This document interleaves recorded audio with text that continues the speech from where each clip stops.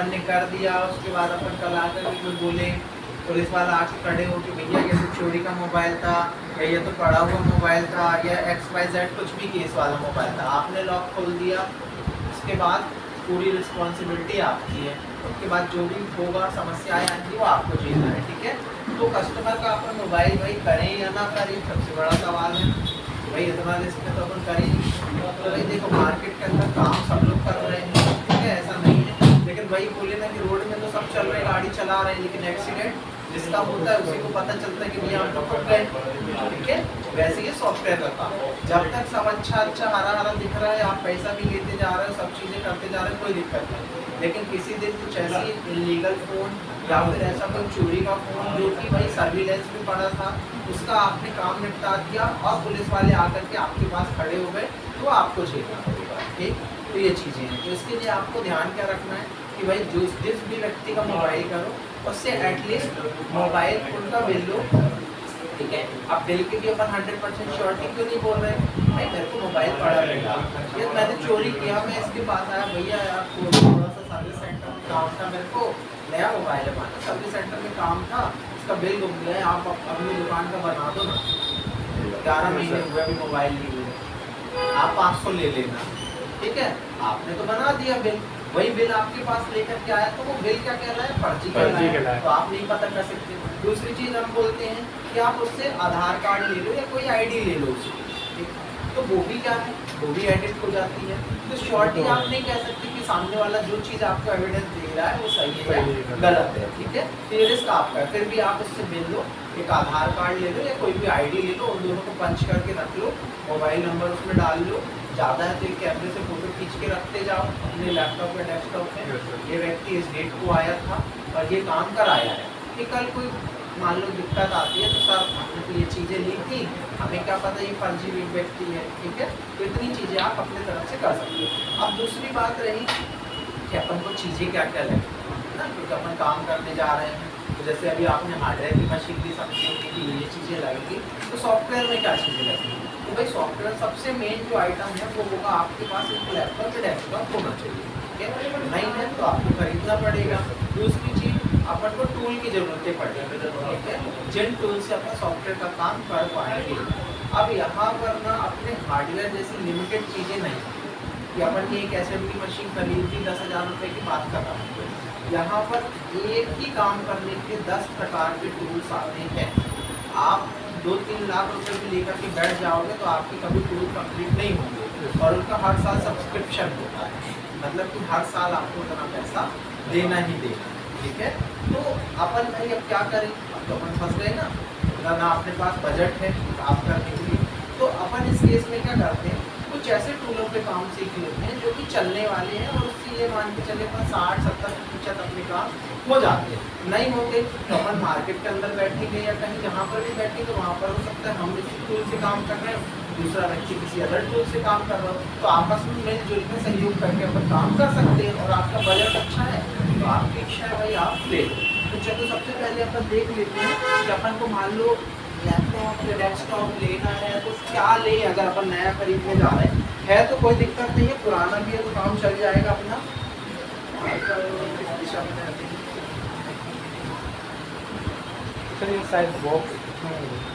Desktop ले सकते हो, ठीक है।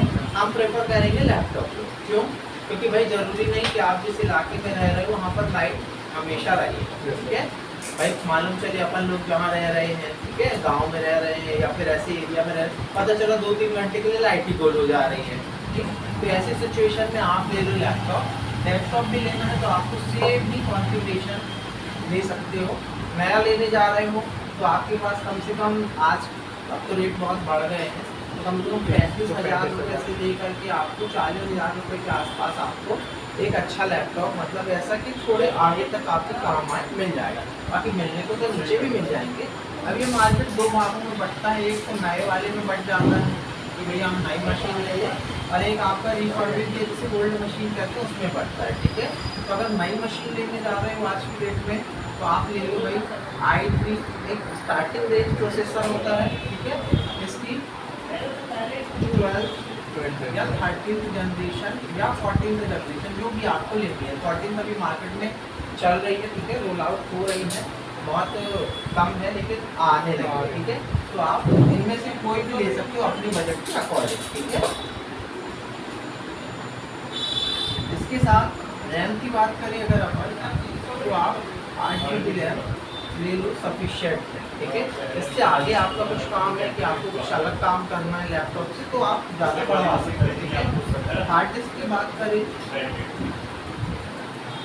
तो आपको 1 TB हार्ड डिस्क रखना ही पड़ेगा, ठीक है। अब आजकल के लैपटॉप में होता क्या, SSD देते हैं, ठीक है, और हार्ड डिस्क कम देते हैं, या तो फिर नहीं ही रहती, केवल SSD बस रहती है। तो ऐसे में अपन क्या करें, तो भाई अगर आपको हार्ड डिस्क नहीं मिल रही है तो यहाँ पर और ले लेता हूँ मैं, तो आपको SSD 500 GB की आपको एक लैपटॉप के साथ मिलेगा, SSD लेनी है, और आपको ये हार्ड डिस्क की तो जरूरत पड़ेगी, तो ये आप एक्सटर्नल ही ले सकते हैं, ठीक है।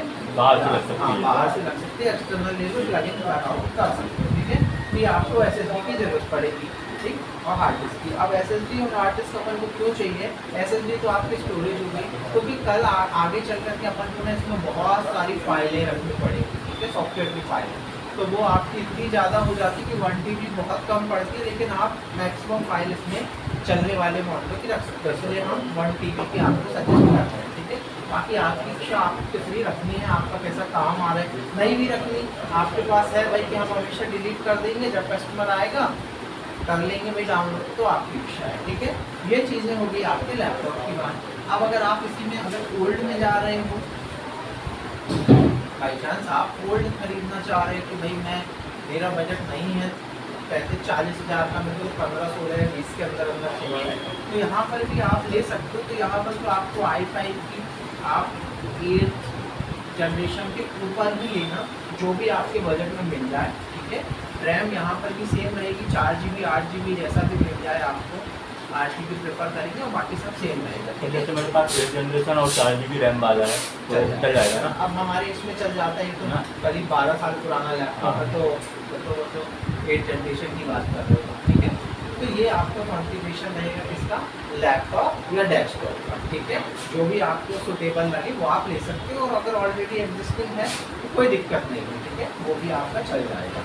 ये तो नहीं भाई अपने लैपटॉप या डेस्कटॉप की बात। इसके अलावा पर तो और क्या चीज़ें ऐसी चाहिए होंगी जो कि हमारे सॉफ्टवेयर में काम आती है, तो आपको चाहिए होगा भाई डाटा केबल। अब बोलोगे सर डेटा केबल तो हमारे पास चार्जिंग में भी लगे हुए, तो भाई डेटा केबल चाहिए, लेकिन अच्छी क्वालिटी की चाहिए। अच्छी इन द सेंस, कई बार होता है ना कि अपन केवल चार्जलेस कर रही है वो डेटा केबल, है ना, या वो भाई किसी पर्टिकुलर मॉडल बस में सपोर्ट कर रही, सब में नहीं सपोर्ट कर रही, तो अपन को ऐसी डेटा केबल चाहिए होंगी, 4-5 रखे हो आप अपने काम के लिए। तो वैसे तो दुकान खोलोगे तो तुम्हारे पास रहेगी, नई भी लगा सकते हो 2 मिनट, कोई दिक्कत नहीं है, फिर भी अपने यूज़ की अच्छी क्वालिटी के डेटा केबल रखो जिससे डेटा ट्रांसफ़र हो जाए, ठीक है। फिर उसके बाद अपन को चाहिए होगी चिमटी। अब बोलोगे चिमटी तो है सर हमारे पास, दुकान में काम करेंगे तो चिमटी नहीं होगी, लेकिन भाई कई बार होता है हम तो यहाँ पर आपको पैसे की चिमटी दे रहे हैं, आपको सबसे पहले अपनी दुकान से सामान खरीदने जाओ तो आप बोलो यार बहुत अच्छी चिमटी देखी मेरे को, वो पूरी रबर की क्लिप बनी हुई है उसमें, या फिर बढ़िया वो कलर वाली है वो ले ली मैंने।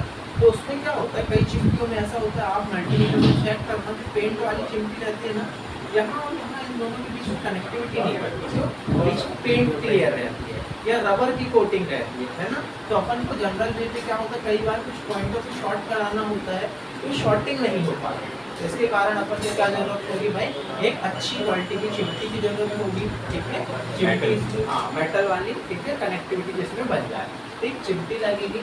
इसके अलावा आपको और क्या चाहिए होंगे, तो वो चाहिए होंगे सॉफ्टवेयर के टूल्स, इनके बारे में अपन बाद में बात करेंगे, ठीक है। सॉफ्टवेयर के टूल्स बहुत सारे होते हैं, आप अपनी इच्छा अनुसार जो टूल आपको बेहतर लगे वो आप ले सकते हो। अभी अपन जिसमें काम सीखेंगे, तो अपन लोग जिसमें काम सीखेंगे वो कहलाता है आपका अडोब टूल। ज़्यादा मैक्सिमम आप कहीं पर भी वीडियोज़ में देखोगे, या फिर ज़्यादा से ज़्यादा जो टूल मिलने वाला है वो होता है अडोब, ठीक है। तो सस्ता भी है, बहुत ज़्यादा महंगा नहीं है, लगभग 4,000 के बजट में आ जाता है 1 साल के लिए आपके लिए, ठीक है। और इसमें बहुत जल्दी अपडेट आती है, तो क्या रहता है नए नए मॉडल जुड़ते रहते हैं, ठीक है। इसलिए ये वाला टूल आप शुरुआत में अपने यूज़ कर सकते हो। ठीक, यहाँ तक किसी को समस्या परेशानी है क्या? नहीं। तो अपन आगे बढ़े। अपन ने बोला कि भाई लैपटॉप की अपन को तो बहुत अधिक आवश्यकता पड़ेगी, तो आपको डिपेंड करता है शुरू में ही आपको लैपटॉप या डेस्कटॉप खरीदना है या फिर भाई थोड़ा दुकान सेट हो जाए। कई बार रहता है ना अपन हार्डवेयर नया चालू किया तो सोचते हैं थोड़ा सेट हो जाए भाई, पहले वाला काम नहीं रहा। अब आजकल के लोग डाउनलोडिंग कराने आ रहे हैं, गाने भरवाने आ रहे हैं, तो 300-400 रुपये दिन में उसी से आ रहा है। अब तो भाई सीधा सीधा हो गया, सबके पास मोबाइल है, नेट है, यूट्यूब है।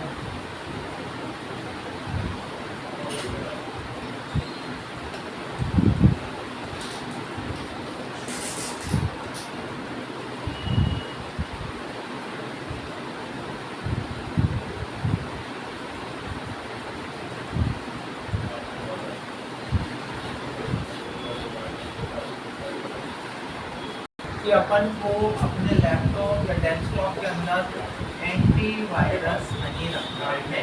ठीक है, लोग बोलते हैं एंटीवायरस रखो, अपन बोल रहे हैं अपन को एंटीवायरस नहीं रखना है। ठीक है, नहीं तो अपन ने बढ़िया खरीदे, सामने वाले बोले भी एंटीवायरस खरीद दो, अपन ने 400-500 रुपये लगाए और बाद में अपने को कोई काम ही नहीं आ रहा है ना। तो आपको एंटीवायरस नहीं रखना है। क्यों नहीं रखना है इसको पहले समझते हैं। अपन जब फाइलें डाउनलोड करते हैं या ड्राइवर्स डाउनलोड करते हैं तो बहुत से अनट्रस्टेड साइट से डाउनलोड करने पड़ते हैं अपन को, है ना। और उस केस में क्या होता है, पूरी फाइलें जैसे ही डाउनलोड होती है आपका एंटीवायरस उसको वायरस समझता है और उसको क्या कर देता है, डिलीट मार देता है। तो आपका क्या होता है, उतना समय भी बर्बाद होता है, अपना डेटा भी बर्बाद होता है। इसीलिए अपन को एंटीवायरस नहीं रखना ज़्यादा बेहतर है। दूसरा, अपने लैपटॉप के अंदर या डेस्कटॉप के अंदर आपको फायरवॉल या फिर डिफेंडर या फिर आपका वायरस प्रोटेक्शन इसको आपको ऑफ करना। क्यों? क्योंकि विंडोज 10 और 11 के अंदर ये एंटीवायरस वाला काम करता है। ठीक है, जैसे कोई फाइल आपने डाउनलोड करी सेम प्रोसीजर करेगा, उसको वायरस ट्रीट करेगा, बहुत सी फाइल और उठा करके डिलीट मार देगा।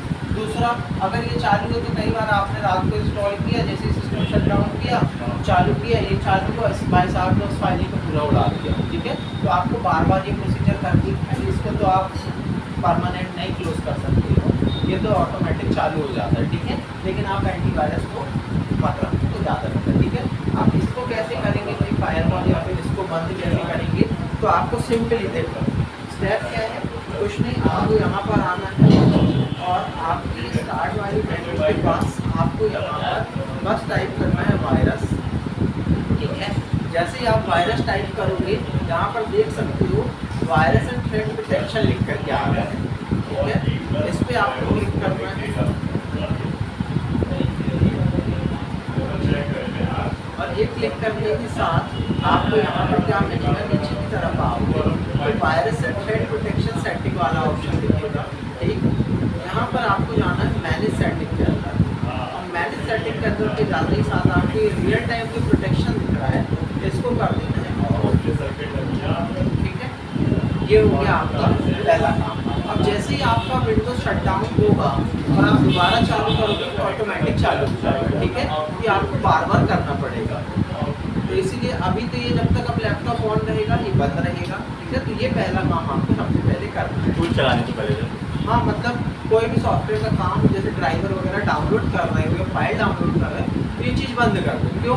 पता चले आपने 3 GB की फाइल डाउनलोड करी, 1 घंटा लगा उसमें, और 1 घंटा लगने के बाद वो जैसे ही स्कैनिंग पे गई तो वायरस समझा और पूरी फाइल उसको हटा दी, तो आपका 1 घंटा भी बर्बाद हुआ, 3 GB डेटा भी बर्बाद हुआ। इससे बेहतर है इसको बंद कर दो। ठीक है, अब ये काम आपने सीख लिया भाई कैसे आपका डिफेंडर को या फायरवॉल को या फिर आपकी प्रोटेक्शन को बंद करेंगे। इसके बाद अपन आगे बढ़ते हैं तो भाई आपने अभी क्या किया, इसको बंद कर दिया। अब कुछ चीज़ें सॉफ्टवेयर का काम करने के लिए कुछ ड्राइवर को आपको डाउनलोड करने पड़ेंगे। ठीक है, अब ये ड्राइवर्स क्या होते हैं, ठीक है, क्या कहलाते हैं ड्राइवर्स, किसी को पता है ड्राइवर्स क्या होते हैं? जैसे किसी चीज़ को चलाने के लिए मतलब एक कमान होती है, उसे ड्राइवर कहते हैं। ठीक है, तो देखो जैसा इन्होंने बोला, सिंपल सी बात है भाई, आपका एक मोबाइल है और एक लैपटॉप है ना। अभी ये दोनों डिवाइसेस हैं, ये अलग अलग डिवाइस है। ठीक, अब कई बार क्या होता है, जैसे आप अभी मैं अगर अपना मोबाइल चालू कंडीशन में कनेक्ट करूँगा तो आपने अगर डेटा ट्रांसफ़र किया होगा लैपटॉप या लैपटॉप में, तो आपने देखा होगा ऊपर की तरफ से एक पॉपअप निकलता है और उसमें से आप फाइल ट्रांसफ़र सिलेक्ट करते हो। ठीक है, जैसे ही फाइल ट्रांसफ़र सिलेक्ट करते हो क्या होता है, यहाँ पर आपका मोबाइल रिफ्लेक्ट होने लगता है और आप डेटा को कॉपी कर पाते हो।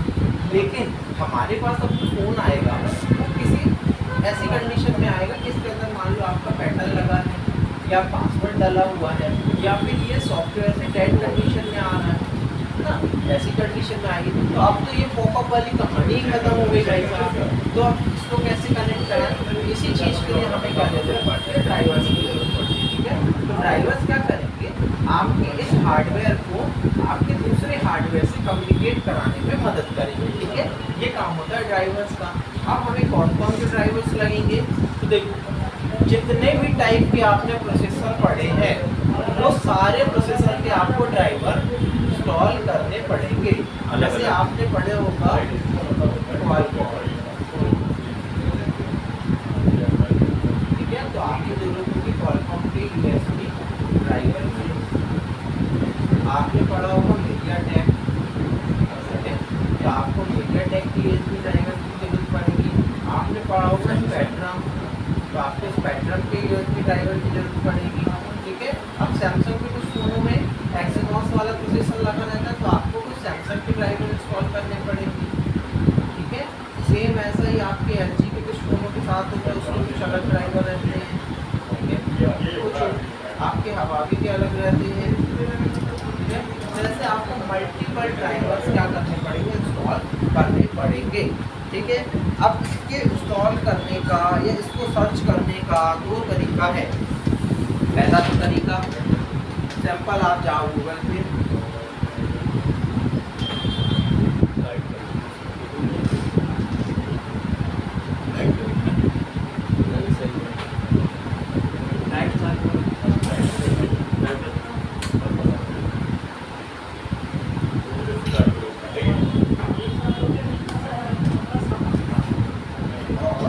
यहाँ पर आपको जिस भी कंपनी का ड्राइवर करना है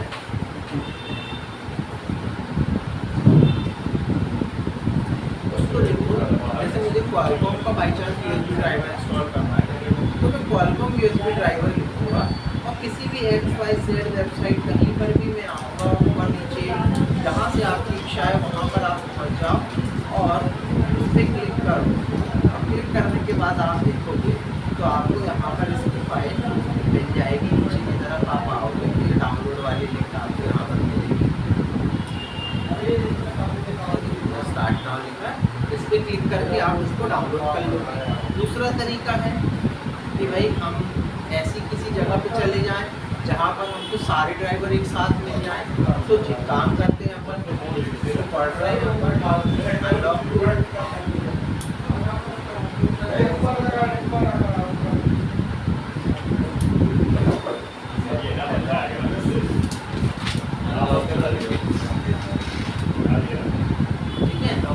अनलॉक टूल की वेबसाइट पे आप जाओ, ऑल ड्राइवर वाले जैसे ही अपन सेक्शन पे पहुंचते हैं तो यहाँ पर देख सकते होगे सारे आपको ड्राइवर्स या फिर वो सारी फाइलें जो आपको रिक्वायर कभी ना कभी ज़रूरत पड़ेगी, वो सारी फाइलें पड़ी हुई हैं। जैसे पहले नंबर पे देखो स्पेक्ट्रम का है, दूसरे नंबर पे Qualcomm और MediaTek का साथ में एक ड्राइवर है। ठीक है, तीसरे नंबर पर देखोगे तो भाई ये आपके आईफोन आईपैड के लिए है, फिर हवावी के लिए है, फिर आपका अनलॉक टूल के कुछ ड्राइवर्स हैं।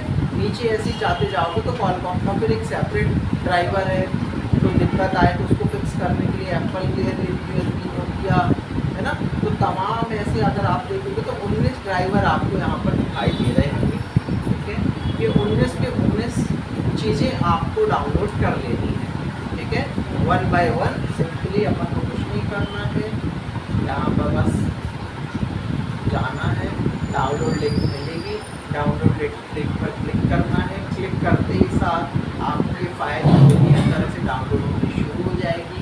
ठीक है, अब यहाँ पर एक चीज़ आएगी आपके सामने, आप फाइलें डाउनलोड करोगे तो वो ना कुछ ऐसा, अभी तो मेरे में देखा है कुछ ऐसे बंडल टाइप का आपको वहाँ पर देखो दिखने लगा है ना, ऐसा सूटकेस टाइप का, पेटी टाइप का दिख रहा है साइड में।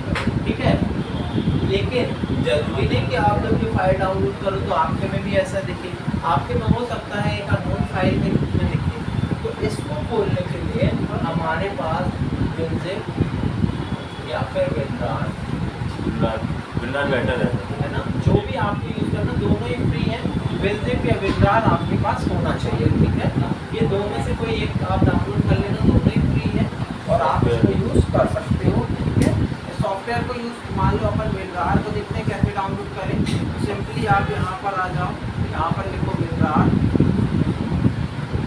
डाउनलोड और ये विनरार की वेबसाइट पे पहुँच जाओ और बस सिंपली वैसे जैसे अभी डाउनलोड किए, यहाँ नीचे की तरफ आओगे तो ये देखो, ये देख करके रखना है लेटेस्ट वर्जन ऑफ विनरार और यहाँ पर से आप क्लिक करो, डाउनलोड हो जाएगा, ठीक है। डाउनलोड होने के बाद उसको इंस्टॉल कर लेना। इंस्टॉल कैसे करना है, अभी अपन कुछ ड्राइवर करेंगे तो सेम प्रोसीजर है हर सॉफ्टवेयर, ठीक है। चलो यहाँ तक समस्या किसी को, भाई देखो पूछते चलो, है ना मैं रिपीट करता हूँ इसीलिए मैं आराम से जा रहा हूँ ना, मैं रिपीट करता हूँ क्योंकि अगर आपने हाँ बोला तब आपको समझ में आ गया। सर इससे पहले भी समझाया था, उसके बाद समझा वही चीज़ है ना, तो पहले आपको पूछना चाहिए ना ये चीज़ें। इसीलिए मैं बोलता हूँ क्या रहता है अक्सर क्लास में यही होता है, आप जब बैठते हो हाँ सर, हाँ सर, क्लास के बाद हाँ सर, हाँ सर, ये तो बना ही नहीं है ना। बताओ इसके पहले क्या बताए हमने, इसके पहले जो वेबसाइट को आपने खोले थे ना, उसको कैसे खोलते हैं? कुछ नहीं करना, आपको सिंपल यहाँ पर चले आना है, लिखना है अनलॉक टूल, ठीक है। अनलॉक टूल की वेबसाइट पे आप आ जाओ,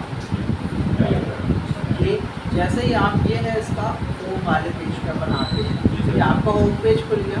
यहाँ से आपको अभी ये अनलॉक टूल डाउनलोड करने के लिए दे रहा है, यहाँ पर ऑल ड्राइवर वाला भी सेक्शन है, इस पर क्लिक करेंगे और जैसे ही आप ऑल ड्राइवर पे क्लिक करोगे आप इस जगह पे पहुँच जाओगे। इसके बाद सिंपली इस पर क्लिक करना है और आप ये फाइलें डाउनलोड होती जाएंगी, ठीक है। अब मैं आगे बताता हूँ इंस्टॉलेशन, जब तक और समझ लो बाकी भी आएगा। होने के बाद अगर आपने कोई दूसरी लोकेशन सेलेक्ट नहीं करके रखी हुई है ना, तो आपके जो ड्राइवर है वो जनरली डाउनलोड्स के अंदर ही जाते हैं डाउनलोड होने के बाद, ठीक है। और अगर आपने अपने सिस्टम के अंदर कोई दूसरी लोकेशन को सिलेक्ट करके रखा हुआ है तो बात अलग है। अब अपन आते हैं नीचे की तरफ, जैसे ये है क्वालकॉम का USB ड्राइवर, ठीक है, देख सकते हो अपन ने इसको डाउनलोड किया हुआ था और इसको अपन करेंगे इंस्टॉल। कैसे करेंगे, अगर ये आपने विनजिप विनरार नहीं किया हुआ है तो कुछ ऐसी कुछ फाइल दिखेगी आपको, ठीक है, ये ना खुलने वाली, ठीक है। इसीलिए इसको डाउनलोड पहले ही कर लेना विनरार वगैरह, ठीक। उसके बाद इसको करना डबल क्लिक, अब डबल क्लिक करने के बाद आपका कुछ इस तरह से ये खुलेगा और यहाँ पर आपको एप्लीकेशन वाली एक फाइल मिलेगी, ठीक है, नैन फाइल। इस एप्लीकेशन वाली फाइल पे आपको करना है डबल क्लिक फिर से और थोड़ा सा इंतजार करना है। आपके सामने कुछ ऐसा पॉपअप खुलेगा, सर ये तो विनरार भी गूगल से डाउनलोड है ना, जैसे अभी अपन ने किया ना, वैसे विनरार वाली वेबसाइट अभी मैंने बताई थी ना जाना, वैसे आप डाउनलोड कर लेना, ठीक है। अब जैसे यहाँ पर पहुँचोगे तो ऐसा आपको विंडो दिखाई देगा, यहाँ पर दो ऑप्शन मिलेंगे, ब्राउज टू माइक्रोसॉफ्ट स्टोर या फिर इंस्टॉल एनीवे। अपन को करना है इंस्टॉल एनीवे पे क्लिक, और जैसे ही अपन इस पर क्लिक करेंगे ये आपकी प्रोसीजर चालू देगा, ठीक है।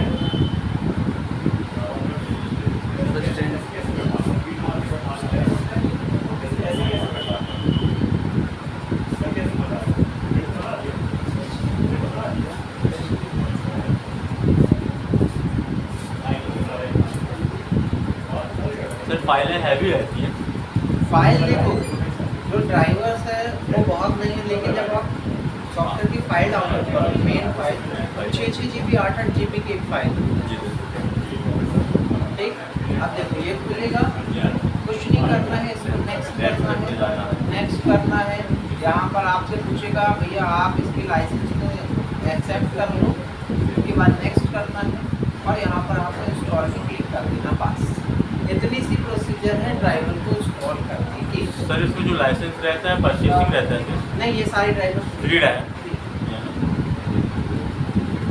ठीक है। इतना करने के बाद ये थोड़ी सी प्रोसीजर चलेगी और आपके पास फिनिश वाला ऑप्शन आएगा। दिखने लगेगा। ठीक है। अब यहाँ पर समझो कई ड्राइवर में क्या होता है कि अभी तो इंग्लिश लैंग्वेज दिख रही है, कई में चाइनीज दिख रही है ना, तो अपन क्या करें, अगर चाइनीज भी दिखती है ना तो उसमें देखिए एरो दिख रहा है, बैक पे ऐसा एरो लगा हुआ है ये, है ना, ऐसे नेक्स्ट पे भी एरो रहता है। ठीक है। तो वो एरो देख के समझ जाना कि भाई ये नेक्स्ट है। और आई एक्सेप्ट वाले दो ही बटन होंगे, है ना, दो ही आपके चेक बॉक्स होंगे, रेडियो बटन उसमें से ऊपर वाले में क्लिक कर देना, ऊपर वाले में और नेक्स्ट ऑटोमेटिक बटन इनेबल हो जाएगी। ठीक है। ये करने के बाद आप कर दो इसको फिनिश। ये हो गया भैया आपका ड्राइवर का इंस्टॉलेशन डन। ऐसे करके सारे करना है। ऐसे ही करके सारे ड्राइवर इंस्टॉल करने हैं। जो सर आपने डैशबोर्ड पे लिखवाए हैं सारे करने हैं? सारे करने हैं, या फिर 19 से सारे 19 के 19, क्योंकि आपको तो सारे फोन करने हैं, तो आपको 19 के 19 सारे ड्राइवर को इंस्टॉल कर लेना है। समस्या किसी के इंस्टॉलेशन में प्रोसेसर के ड्राइवर रहते हैं, प्रोसेसर के ड्राइवर। मैं ये बोल रहा था सर उसमें मतलब एक अलग से फाइल बना के मतलब फोल्डर बना के अलग से रखना आप पड़ेगा। रख लो, एक बार रख लो, इंस्टॉल कर लो, फिर वो तो कहीं रखे रहे उससे मतलब नहीं, वो तो आपकी जगह पे पहुंच गए जहाँ चाहिए। ठीक है। अब भाई मैंने कर लिया, मुझे कैसे पता चले कि हो गया भाई मेरे में ड्राइवर डाउनलोड। ठीक है। तो अपन यहाँ पर सिंपली करेंगे कंट्रोल पैनल टाइप कर दो आप। ठीक है। कंट्रोल पैनल टाइप करो, इस पर क्लिक करो। अब कंट्रोल पैनल पे आने के बाद आप इसकी पहले कैटेगरी को थोड़ा सा बढ़ा जाएगा, बड़ा हो जाएगा। ठीक है। और यहाँ पे देखो प्रोग्राम्स एंड फीचर्स नाम का ऑप्शन है, इस पर मैं करूँगा क्लिक। सारे और ये करते ही साथ आपको आपकी कंप्यूटर के अंदर जितने भी सॉफ्टवेयर इंस्टॉल हैं वो लाइन से दिखाई देने लगेंगे। ठीक है। तो अभी फिलहाल अपन देखिए कॉलकॉम नीचे की तरफ आएंगे कंप्यूटर की तरफ, तो यहाँ पर देख सकते हो आप कॉलकॉम यूएसबी ड्राइवर दिखाई दे रहा है। जी सर। ठीक है। मतलब ये भाई अपने कंप्यूटर के अंदर इंस्टॉल हो गया। ऊपर देखो तो एक ओप्पो दिख रहा है, मतलब कि मैंने ओप्पो का ड्राइवर कभी किया होगा इंस्टॉल है। नीचे देखो सैमसंग दिखाई दे रहा है, मतलब मेरे डिवाइस में सैमसंग का भी ड्राइवर इंस्टॉल है। ठीक है। और अपन देखें अगर नीचे की तरफ कुछ और ड्राइवर है क्या इंस्टॉल,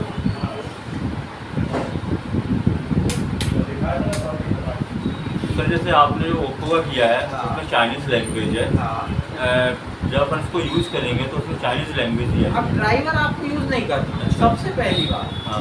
अब ड्राइवर आपको यूज़ नहीं करना, जो भी आपकी डिवाइस लगेगी वो ऑटोमेटिक उस ड्राइवर से कनेक्ट हो जाएगी।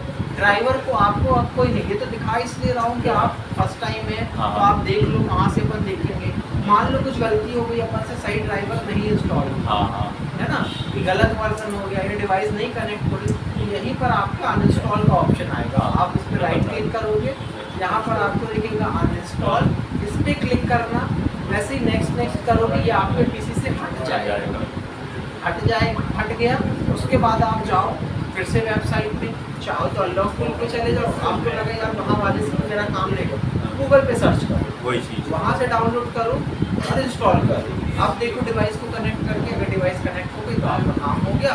अब अगर एक बार आपका कॉलकॉम कोई भी डिवाइस कनेक्ट हो गया, मतलब आगे अब कितने भी कॉलकॉम डिवाइस आए वो कनेक्ट हो जाएंगे। ये भी मीडियाटेक आए, मीडियाटेक का ड्राइवर है तो वो कनेक्ट हो जाएंगे। ठीक है। यहाँ से आपकी एक परेशानी का हल हो गया। ठीक। जैसे डिवाइस से फ़ोन कनेक्ट करेंगे तो ऑटोमेटिक शो होने लगेगा। ठीक है। यहाँ तक किसी को ड्राइवर में कोई समस्या, क्योंकि सबसे ज़्यादा जो समस्या आती है 50% वो है ड्राइवर ना इंस्टॉल होने का। फ़ोन को कनेक्ट कर दो, बाद में हमें फ़ोन लगा दो, सब वो तो फला फ़ोन आया है वो तो कनेक्ट ही नहीं हो रहा है।